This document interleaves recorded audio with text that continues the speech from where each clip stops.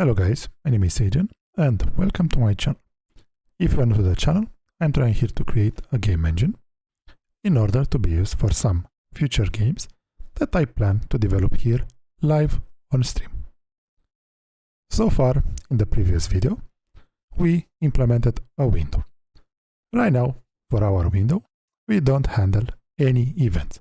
So my window is just stuck in a while loop without doing nothing. Today, we'll do some implementation in order to handle the window events. The first two events that we will handle, it will be the close event and the resize. So we will, because we cannot close the window right now, we'll just stop the program. So far, we implemented some window class. We have a create, destroy, and a show method. We use them like this. We have a window class. We call create, we call show. We get our window stuck in the while loop, and at the end, we destroy the window. How we did this? We have a base class for the window and some class that we inherited just to handle the Windows implementation. If we are going into the create, we are using here Win32 API in order to handle the Windows specific window creation. Today, like I said, we will handle the events. So first, in our base folder, we will add a new window events header. I will drag this window like this. So why we are using this base window, base folder? In the base folder, we will create our base classes because right now we will handle the Windows implementation, but later on I want to implement something like Linux or macOS. Depends on the success of our game engine series and of course based on the success of our games that we implemented here. Right now we'll have a namespace core base. What I want to do, I want to create also in the Windows a new class and we will call it window events. I need of course to include these window events into the CMake project. Okay, now we will change the namespace here to Windows to match the ones that we are using also for the window. Because by default, I kind of set up the CLion to handle the new files that are created for C++ as a class or just single files as header and source files. I put to have the namespace core by default. Now, here we'll have a final, of course, like we had in the window here. Let's put it to have it as a reference to know what I'm talking about. In here, we will need to include core base window events. We'll have a final public core base window events. Of course, now here I need to create this class, window events. So now this thing will, if we compile, we don't have any problem. What we can do further, we can include our window events. We can have something like this for the window events. Okay. And for example, in our window events base class, we can have something like a public, something like a virtual auto init. Okay. Of course, it will need to return the void virtual auto update. The same applies to this. For the Windows event, we don't name the things like create and destroy because we actually don't create something like an object. We just do init and update. Init mostly because we are, and probably of course we need to have a release at the end. Let's put init and release here to have it as a, let's say, more consistent naming. Okay, we have init release for our window events. This is the base class. What we need to do further? We need, of course, here to implement all of those. That's one way to put it. Good. And of course, into the main or in the base class for the window events, I want here to have, of course, I need to have a virtual events, a virtual Windows event destructor as default. That's very important and useful. And what we will add further, it will be something like we will use a function. So here, let's have a header here. Headers. You already guessed it. This will be just a precompiled header. Precompiled header, project name, public headers. And in here, what we will do, we will just include functional. Okay. This is the, let's say, the standard library header, which kind of lets you to add or to use the std function. What we will do here, we'll have a function void on close, for example, nothing more than this, and we will let it to be enabled with the null. Okay, so the base class will have this std function, very simple. GLFW has something similar. They have some callbacks there. It's kind of the same. The std function, it's actually just a callback that I'm using. Good. Further, let's see. In the Windows implementation, okay, because this is very important, we need, like, let's say in the window event implementation, we need to add something like a static auto. Also, we can call it update. We'll have to use something like this. We'll have a handle to the window, a message, a W param, and a left param. We will get into those later on. So, this, what is this function? It's kind of, let's say, very simple in a way. Just let me, I want to do something. Good. So, let's generate this function. Okay. If you remember from the previous video, in here we had like this window processing function, and we use the default window processing. Now, what I want to do, I want to include here the window, window events, and I want to use something like window events update. Okay. And in this way, we will be sure that we are using this function. Okay. Of course, this needs to return an L result. If we are wondering what are these L results, for example, it's a long pointer. Okay, it's just a pointer. The same applies if you are curious what W param is. These are just some pointers. Okay, this one, and this one. This is a message. Is the type of the message that kind of it's handled by the window. It can be something like close, resize, and all that stuff. So now let's try to run this project.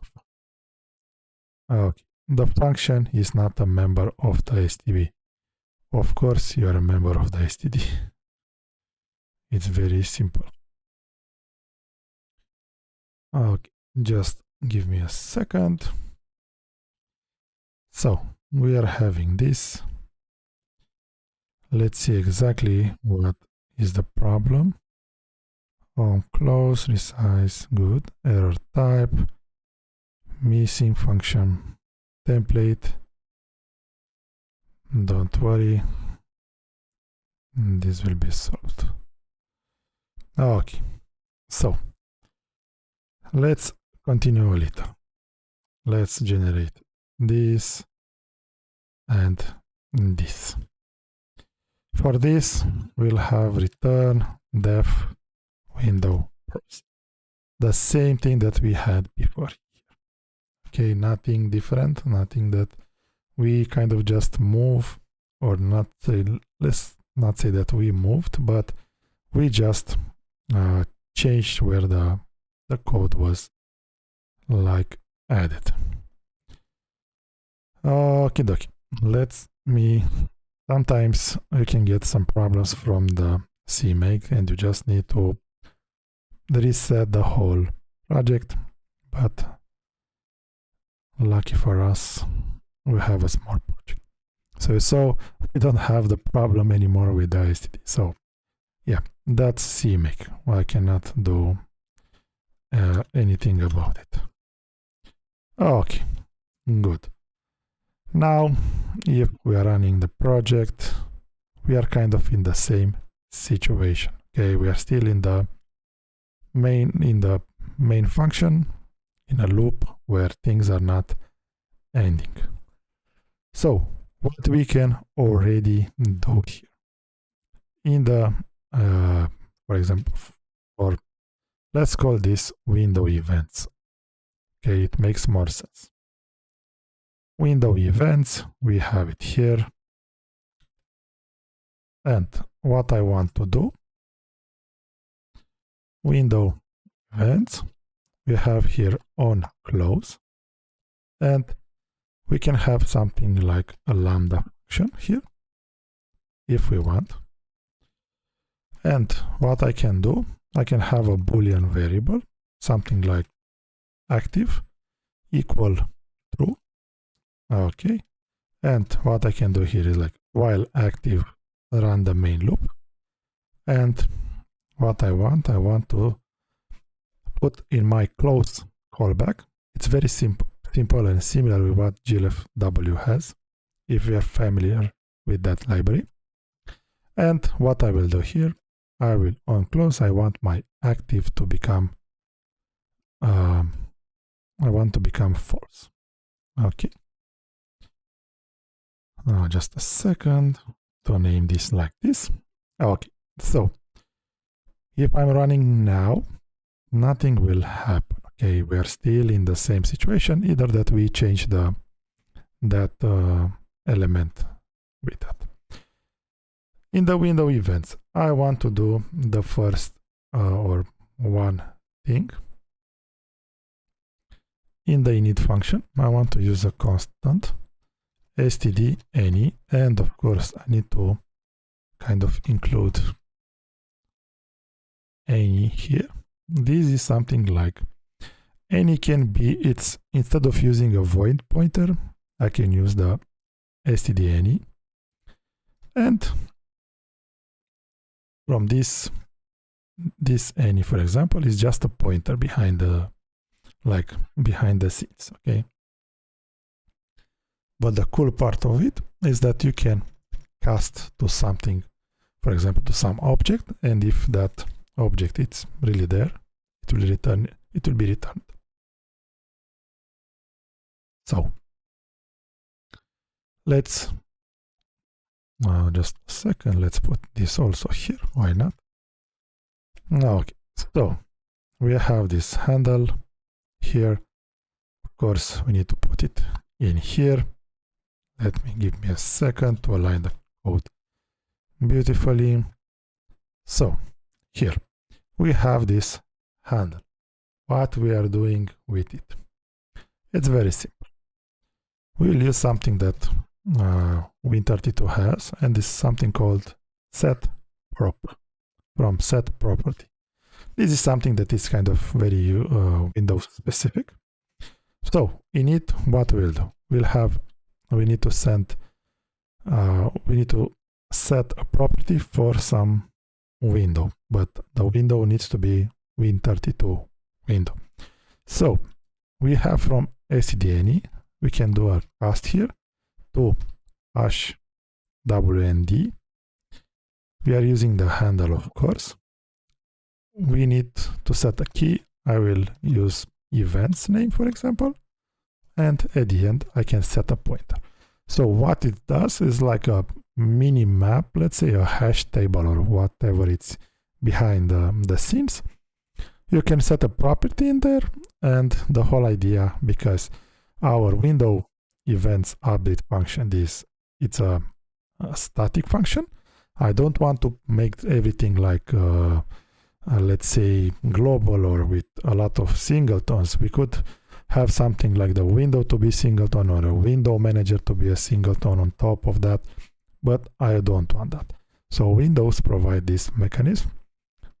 Other libraries are still using it, so it's not a bad way to, I don't know, to design the code like this. So we are setting this property.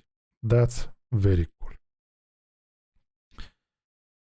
What we can do further, in here we can have a switch, and this is kind of most of the time how we will do it.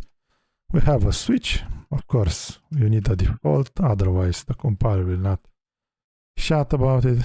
So we are having that. In here we have the case wm close. This is the message that is triggered when the window is closing. Okay, and when the window is closing, we don't want to do anything else. We want just to close.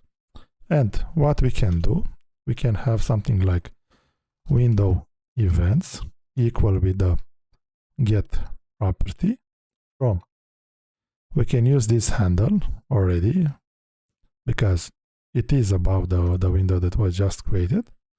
Okay, we need to use the key events like we used here, and that's it.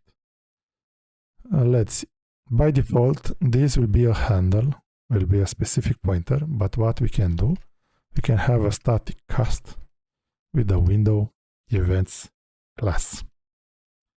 Okay, so whatever comes from the game property, you can cast it to window events because you already know that that was in there. What we will do, we'll have window events. Okay, and we can do a check if the window events on close is set. We can kind of call this on close, let's say method, how you want to call it. If we're running now, things are still stuck. Why things are still stuck? Because we need to do one additional thing. What we need to do in our main function, in here, we need to have the window events update. What this function will do. We'll have first a message. Okay. And what we'll do, it will be another while, and we'll have something like a method called pick message. What this will do, we'll try like every time we are accessing this function to see if there are any messages into the, let's say, the window messages queue that the Win32 API has. And by default, at the end, they will be removed. We kind of populate this message variable, and what we can do, for example, if the message it's equal with quit, we can break the loop. That's one thing. I mean, we don't need to handle any other messages. And after that, we need to call these two functions, the translate messages and dispatch messages. Okay. This dispatch, it means that it will kind of send it further. And the translate, it means that it will take the message, and it doesn't mean that it will translate it from English to any other language. It means that they need to translate it from the message that comes from the window. Let's say that it's more of an internal restructuring there. Okay, so now if we are running the project, now we have our window, right? Now we are still not seeing the close button, but that's quite okay. Let's see why we are not seeing the close button. So we are not seeing the close button because in our window, we don't handle some flags. For example, what we need to do, somewhere like in here or here, if you want, doesn't really matter. Let's put it at the beginning. What we need to do is, like, for our style, needs to kind of add the, let's say, overlapped window flag. What this will do, we'll add something like the minimize, maximize boxes, and many other stuff that are kind of normal for a window. So now we have our window. It's not stuck anymore. We can move it. You see, it's moved. And what we can do, if we are closing on the X, it's kind of still closing with a crash, but that's not a problem. Okay, we will solve it very soon. So now we kind of finished with what window events are. So let's see where we are crashing.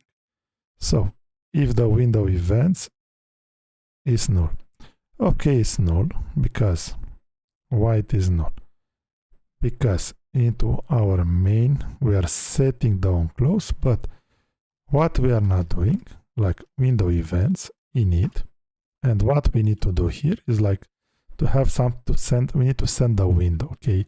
But for our window, we don't have a handle method.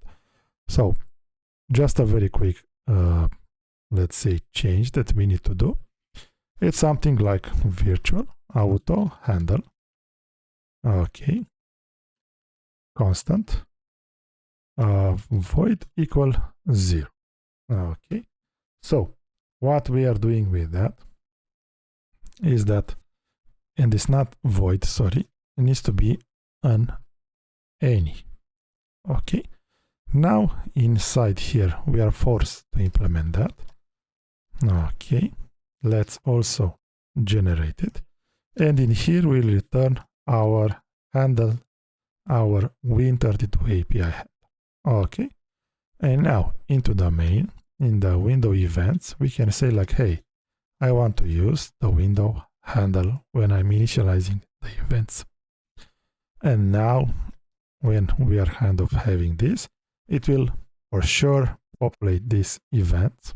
Okay. And now the things will kind of work. Of course, if we wanted, we could check for the window events, but that was the problem. We didn't initialize the events. We can do an assert here to be sure 100%. Now if we are closing, everything is closing correctly. So what we can do is like an assert here, if to assert that the window events are populated and all that stuff, but we will make a skip of that. Okay, we can make this constant. So now we finished with the window events. Of course, you can add more window events. You can add for the resize and all that stuff. We will do it, of course, later on our channel. Don't worry. I don't want to make this video very long, but I think you got the message. Okay, we have our window now. It's very simple. You can close it. You can resize it if you want. We don't handle any OpenGL context so far. So if you're expecting to see something on the screen, we are not there yet, but we will be soon. So this is what we have so far. Okay, this is what we have so far. It's nice to have you here. If you didn't have the chance to subscribe, now it's your chance. We will get more and more advanced into this game engine journey. I don't edit my videos, so if those are sound a little raw, sorry for that. I don't have time. I want to focus more on the content. So thanks for being here. Have a nice day, morning, evening, and see you next time. Bye bye.